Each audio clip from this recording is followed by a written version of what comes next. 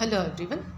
આજે હું કવિશ્રી ઈસુદાન ગઢવીની લખેલી કૃષ્ણ વિશેની કવિતાનું પઠન કરીશ કે જે હું 9th સ્ટેન્ડર્ડમાં હતી ત્યારે મેં કાવ્ય પઠન સ્પર્ધામાં જેનું પઠન કરેલું.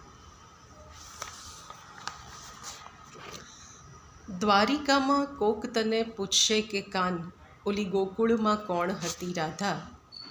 દ્વારિકામાં કોક તને પૂછશે કે કાન ઓલી ગોકુળમાં કોણ હતી રાધા, તો શું રે જવાબ દઈશ માધા.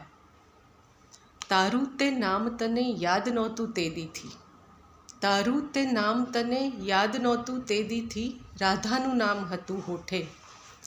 ઠકરાણા પટરાણા કેટલા હતા તોય, રાધા રમતી તી સાત કોઠે.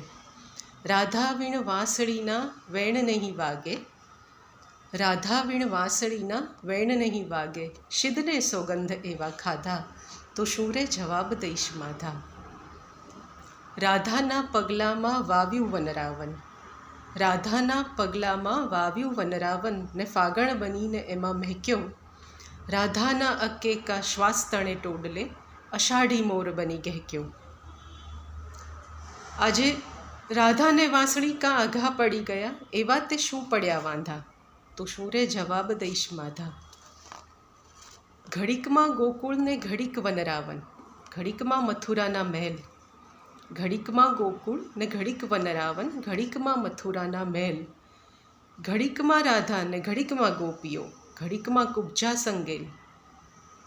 હેત પ્રીત ન હોય રાજ ખટપટના ખેલ કાન, હેત પ્રીત ન હોય રાજ ખટપટના ખેલ કાન, સ્નેહમાં તે હોય ક્યાંય સાંધા, તો શું રે જવાબ દઈશ માધા.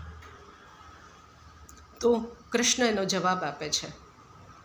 ગોકુળ વનરાવન મથુરાને દ્વારિકા, ગોકુળ વનરાવન મથુરાને દ્વારિકા, એ તો પંડે છે પહેરવાના વાઘા. રાજીપો હોય તો અંગ પર ઓઢીએ, નહીં તો રખાય એને આઘા.